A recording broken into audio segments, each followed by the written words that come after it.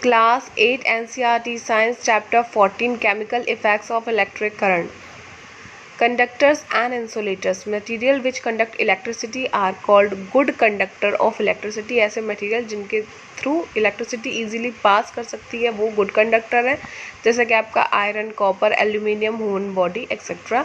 The material which don't conduct electricity are bad conductors of electricity. ऐसे material जिनके through electricity pass नहीं होती है वो बैड कंडक्टर होते हैं, या आप उन्हें इंसुलेटर्स भी कह सकते हैं. फॉर एग्जांपल प्लास्टिक, ग्लास और रबड़, इसीलिए इनका यूज़ किया जाता है. फॉर एग्जांपल प्लास्टिक है, इसका यूज़ किया जाता है गुड कंडक्टर से. जब हम वायर बनाते हैं तो उनके ऊपर कोटिंग प्लास्टिक से करते हैं क्योंकि ये इंसुलेटर है और इसको हम टच कर सकते हैं, हमें करंट नहीं लगेगा. ओके, हम स्लीपर्स भी प्लास्टिक की पहनते हैं कि उसकी वजह से, या रबर की पहनते हैं ताकि हमें ना करंट लगे.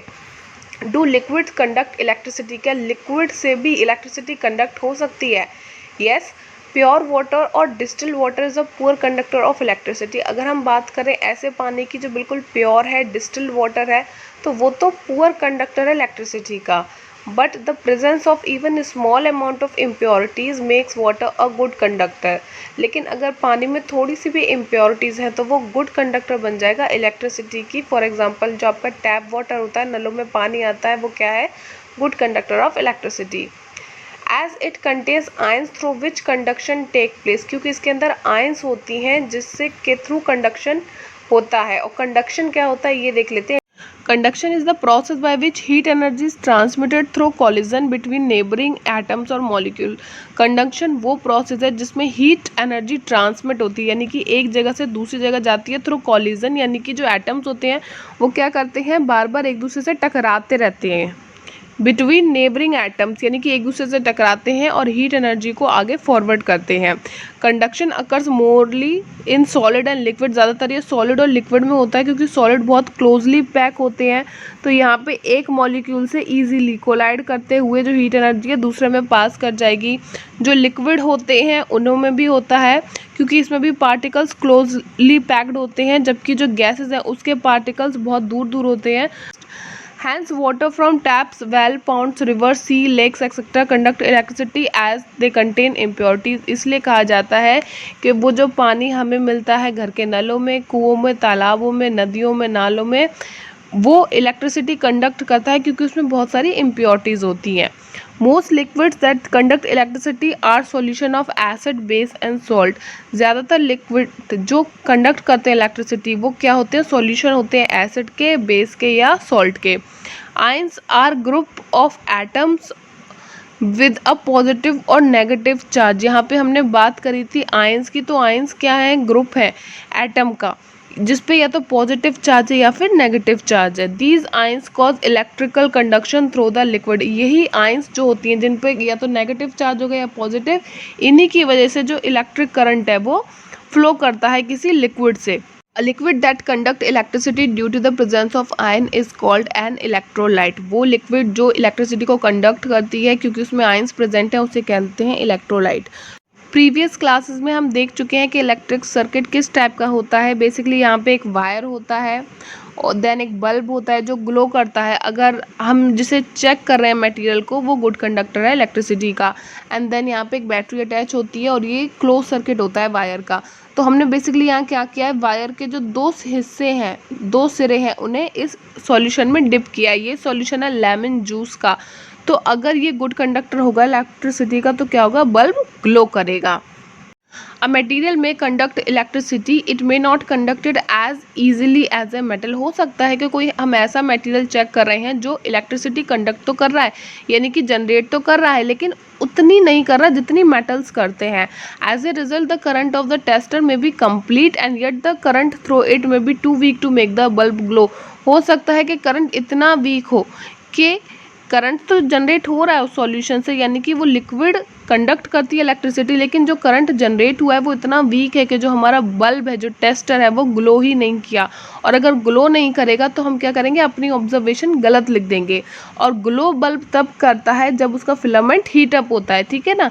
तो इतना करंट जनरेट नहीं होगा कि वो हीट अप हो तो वो ग्लो नहीं करेगा, तो इसकी वजह से हमारी रीडिंग गलत आएंगी. तो ऐसे केस में हमें क्या करना चाहिए? Tester use to detect a weak current. तो हम ऐसे टेस्टर का इस्तेमाल करते हैं जो वीक से वीक करंट करंट को भी डिटेक्ट कर सके। फॉर एग्जांपल एलईडी टेस्टर का यूज़ किया जाता है वीक करंट के केस में, क्योंकि ये वीक से वीक करंट को डिटेक्ट कर सकता है। LED in place of the electric bulb is the tester glows even when a weak electric current flows through it, क्योंकि एलईडी क्या करती है, अगर बहुत वीक करंट भी है जो फ्लो करता है हमारे कंप्लीट सर्किट से एक लिक्विड से होते हुए, तो भी ये उसे डिटेक्ट कर देती है और एलईडी ये जल जाती है। तो हमें पता पड़ जाता है कि कौन से सॉल्यूशन गुड कंडक्टर है, कौन से बैड कंडक्टर है। There are two wires called leads attach to an LED. LED से दो वायर निकले होते हैं। One lead is slightly longer than the other. Remember that while connecting to a circuit the longer lead is always connected to the positive terminal of the battery. The shorter lead is connected to the negative terminal of the battery. Weak electric current को detect करने के लिए हम LED का use करते हैं, जिनका image आपको यहाँ दिया हुआ है। तो इन्हें अगर आप नोटिस करेंगे तो इनके जो ये टू लेग्स हैं इन्हें कहा जाता है लीड, LEAD। ओके, सो जो लॉन्गर वन है, दो हैं, जो लॉन्गर वन है वो हमेशा पॉजिटिव टर्मिनल से अटैच किया जाता है और जो शॉर्टर वन है वो हमेशा नेगेटिव टर्मिनल से अटैच किया जाता है। तो यहाँ पे पॉजिटिव लिख भी दिया है लॉन्ग लेग के पास। Next, vinegar is poor conductor. Vinegar यानी कि जो सिरका है वो पुअर कंडक्टर इलेक्ट्रिसिटी का। जब आप विनेगर सॉल्यूशन के साथ सर्किट को कंप्लीट करना चाहोगे तो नहीं होगा, बल्ब ग्लो नहीं करेगा, एलईडी ग्लो नहीं करेगा, क्योंकि ये पुअर कंडक्टर है। हनी की बात करें तो हनी भी पुअर कंडक्टर है, डिस्टिल वाटर भी पुअर कंडक्टर है इलेक्ट्रिसिटी का। लेकिन अगर हम बात करें मिल्क की, तो मिल्क क्या है, good conductor of electricity, because इसमें वाटर होता है और इसमें लैक्टिक एसिड भी प्रेजेंट होता है और बाकी के सॉल्ट्स भी प्रेजेंट होते हैं। और जैसा कि हमने पहले पढ़ा था कि ऐसे सॉल्यूशन बेसिकली जिनमें एसिड होता है, सॉल्ट होता है, बेस होता है, वो क्या करते हैं, गुड कंडक्टर होते हैं। Honey is a solution of sugar, so it does not conduct because it does not have ions or charged particles. Honey कैसा सॉल्यूशन है, पुअर कंडक्टर है इलेक्ट्रिसिटी का, क्योंकि ये शुगर का सॉल्यूशन है तो ये कंडक्ट नहीं करता इलेक्ट्रिसिटी, क्योंकि इसमें आयंस नहीं है और ना ही इसमें कोई चार्ज पार्टिकल्स हैं। Chemical effects of electric current. जब भी करंट पास किया जाता है किसी केमिकल सॉल्यूशन से तो उसका क्या फ़र्क पड़ता है, क्या इफेक्ट होता है उस केमिकल सॉल्यूशन पे, अब ये देखते हैं। Passage of current through chemical solution causes chemical reaction to take place. जब भी हम करंट को पास करते हैं किसी केमिकल सॉल्यूशन से तो उसकी वजह से केमिकल रिएक्शन होती हैं। जब केमिकल रिएक्शन होती हैं तो क्या होता है, हो सकता है कोई फॉर्मेशन हो गैस बबल्स का, यानी कि बुलबुले से निकल रहे हो किसी गैस के, या deposition of metals at electrodes, यानी कि हमने सॉल्यूशन में जो इलेक्ट्रोड्स डिप करे हैं उनके ऊपर मेटल की एक लेयर आपको देखने को मिले, या फिर जो सॉल्यूशन है उसका कलर ही चेंज हो जाए। तो ये चेंजेस हैं जो आपको हो सकता है देखने को मिले।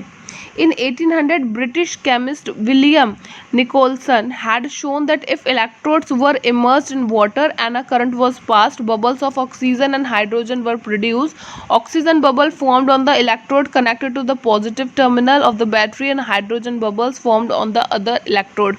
1800 में विलियम निकोल्सन ने कहा था कि मान लीजिए ये इलेक्ट्रोलाइसिस ऑफ वाटर क्या है, कि ये एक सॉल्यूशन है, वाटर है इसमें, और यहाँ पे हमने दो इलेक्ट्रोड लगा दिए, यानी कि कोई भी गुड कंडक्टर लगा दिया है वायर से अटैच करके। तो क्या होगा, जब हम करंट को पास करेंगे तो जो वाटर है उसके मॉलिक्यूल ब्रेक करेंगे, उसके आयंस ब्रेक करेंगे, किस में, गैसेस में ब्रेक करेंगे। यानी कि जो पहले कॉम्प्लेक्स फॉर्मूला था H2O, अब वो सिंपल में ब्रेक होगा, ऑक्सीजन और हाइड्रोजन में ब्रेक करेगा। ठीक है, और इसमें ये भी कहा गया कि जो आपके ऑक्सीजन बबल्स हैं वो किस इलेक्ट्रोड के पास आपको देखने को मिलेंगे, पॉजिटिव टर्मिनल पर देखने को मिलेंगे, और वहीं जो हाइड्रोजन गैस के बबल्स हैं वो आपको नेगेटिव टर्मिनल पे देखने को मिलेंगे। ये भी इन्होंने कहा था। Electrolysis the process by which ion substance are decomposed into simpler substance when an electric current is pass through them. तो इलेक्ट्रोलाइसिस वो प्रोसेस है जब आयंस जो होते हैं किसी भी सब्सटेंस के वो डिकम्पोज होते हैं सिंपल सब्सटेंस में, जब भी इलेक्ट्रिक करंट उस सॉल्यूशन से पास करते हैं। फॉर एग्जांपल अभी हमने बोला कि वाटर को लिया, जब उसे करंट पास किया उसमें तो क्या हुआ, वो ब्रेक कर गया ऑक्सीजन और हाइड्रोजन में। ऑक्सीजन के जो मॉलिक्यूल्स थे वो आपको कहाँ देखने को मिले, पॉजिटिव टर्मिनल पे, और हाइड्रोजन के आपको देखने को मिले नेगेटिव टर्मिनल पे, और ये डायग्रामेटिकली दिखाया गया है electrolysis of water. Next, a good conductor when immersed in a solution with its end connected to the terminal of the battery thereby completing a circuit, it is called electrode. एक good conductor एक ऐसा metal जो कि electricity को अच्छे से conduct करता है। ठीक है, हम क्या कर रहे हैं, ये हमारा सर्किट था वायर वाला और इसमें एक बैटरी अटैच थी। तो हमने क्या किया, वायर के जो दोनों एंड है वहाँ पे हमने किसी गुड कंडक्टर को अटैच कर दिया। तो उसी गुड कंडक्टर को जिससे हमने अटैच किया है उसी को आप क्या कहोगे, आप उसे इलेक्ट्रोड कहोगे। There are usually 2 electrodes, generally 2 electrodes होते हैं। ठीक है, हम 2 यूज़ करते हैं। ये हमने लिक्विड में डिप किया 1 एंड 2, 2 यूज़ करें। एक है कैथोड, एक है एनोड। कैथोड रिप्रेजेंट करता है नेगेटिव आयंस को और एनोड रिप्रेजेंट करता है पॉजिटिव आयंस को। Next, the above changes are seen due to the chemical effects of electric current. जो ऊपर आपने चेंजेस देखे वो इसलिए हुए कि केमिकल इफेक्ट होता है जब भी इलेक्ट्रिक करंट पास किया जाता है किसी केमिकल सॉल्यूशन में। When electric current pass through the copper sulphate solution, the copper sulphate dissolve into copper and sulphate. जब हमने इलेक्ट्रिक करंट को पास किया था कॉपर सल्फेट के सॉल्यूशन में तो वो ब्रेक हुआ कॉपर में और सल्फेट में। The free copper get attracted toward the negative terminal and is deposited on the plates connected to the negative terminal. अब जब कॉपर सल्फेट ब्रेक हुआ कॉपर और सल्फेट में तो जो कॉपर था वो अट्रैक्ट हो गया नेगेटिव टर्मिनल की तरफ और उसके ऊपर एक उसकी लेयर सी बन गई। ठीक है, the process of depositing a layer of desired metal or another material by means of electricity is known as electroplating। electroplating क्या है, वो प्रोसेस है जब हम किसी मन चाहे मेटल की लेयर को डिपॉजिट कर देते हैं दूसरे मेटल पे। इसी प्रोसेस को इलेक्ट्रोप्लेटिंग कहा जाता है। What are the application of electroplating, इसका क्या यूज़ है हमारी डेली लाइफ में। Metal that rust are often coated with other metals to prevent rusting. कुछ ऐसे मेटल्स होते हैं जिन पे बहुत जल्दी जंग लग जाती है, तो हम क्या करते हैं, जंग ना लगे इसलिए हम उनके ऊपर दूसरे मेटल से इलेक्ट्रोप्लेटिंग कर देते हैं, यानी कि ऊपर एक लेयर सी चढ़ा देते हैं। Coating zinc on the iron to prevent corrosion and dust. For example, हम जिंक की एक परत चढ़ा देते हैं आयरन ऑब्जेक्ट्स के ऊपर ताकि उन पे रस्ट ना हो, उन पे जंग ना लगे और वो ख़राब ना हो, डैमेज ना हो। They are use to electroplate automobile parts and body transmission components, defence carrier and tank. तो यहाँ पे हमने एग्जाम्पल लिया कि जो आयरन है उससे बनाए जाते हैं जो आपके डिफेंस में आर्मी में यूज़ होते हैं ना, टैंक यूज़ होते हैं, वो ने बनाया जाता है आयरन से, लेकिन ऊपर से जो लेयर करी जाती है वो जिंक की करी जाती है ताकि वो कोरोड ना हो, उन पर रस्ट ना आए। दूसरी बात करते हैं, हम डिफरेंट व्हीकल्स यूज़ करते हैं तो उनके जो पार्ट्स होते हैं वो भी आयरन से बनाए जाते हैं, लेकिन उस पर इलेक्ट्रोप्लेटिंग कर दी जाती है, यानी कि कोडिंग कर दी जाती है जिंक की ताकि उस पर जंग ना लगे। Next is artificial jewellery. Artificial jewellery जब हम बनाते हैं तो किसी सस्ते से मेटल से बना देते हैं उन्हें, लेकिन उनके ऊपर एक लस्ट्रस शाइन हो, यानी कि बहुत ही अच्छे दिखें, अपीलिंग दिखें, उसके लिए हम क्या करते हैं, उनके ऊपर गोल्ड या सिल्वर की एक हल्की सी लेयर चढ़ा देते हैं, यानी कि इलेक्ट्रोप्लेटिंग कर देते हैं। Coating tin onto iron for making tin can as tin is less reactive than iron. कई बार हम क्या करते हैं कि आपने देखा होगा कि टिन केन्स में आपको कोल्ड ड्रिंक्स या फूड सर्व किया जाता है, तो बेसिकली हमने क्या किया, जब बनाया तब तो हमने आयरन का इस्तेमाल किया केन्स को बनाने के लिए या फिर बॉक्सेस बनाने के लिए, लेकिन उसके ऊपर हमने टिन की कोडिंग कर दी ताकि रिएक्ट ना करे ये फूड से और फूड ज़्यादा टाइम तक चले। वहीं अगर हम नहीं करते ये टिन की कोडिंग तो जो आयरन है वो बहुत रिएक्टिव है, तो वो क्या करता, फूड के साथ रिएक्ट करता और जब हम वो फूड खाते तो हमें बीमारियां हो सकती थी, फूड पॉइजनिंग हो सकती थी। Electroplating of tin is very cost effective and used for making hardware products, screw, nuts, bolts and food cans. Electroplating करते हैं टिन की तो काफ़ी कॉस्ट इफेक्टिव पड़ता है।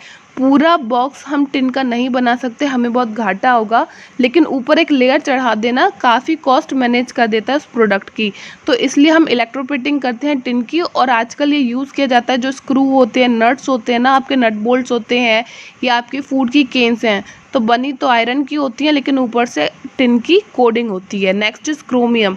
ये बहुत ही एक्सपेंसिव होता है और अगर हम किसी पार्ट को बना रहे हैं क्रोमियम से तो हमें खर्चा बहुत ज़्यादा आएगा, तो इसलिए हम क्या करते हैं कि जो कार के पार्ट्स होते हैं ना, उन्हें बना तो किसी और मेटल से लेते हैं लेकिन उसके ऊपर क्रोमियम की इलेक्ट्रोप्लेटिंग कर देते हैं, यानी कि एक लेयर चढ़ा देते हैं। इसकी वजह से जो कार के पार्ट्स हैं वो बहुत अच्छे दिखते हैं और बहुत समय तक चलते हैं, डैमेज भी नहीं होते हैं।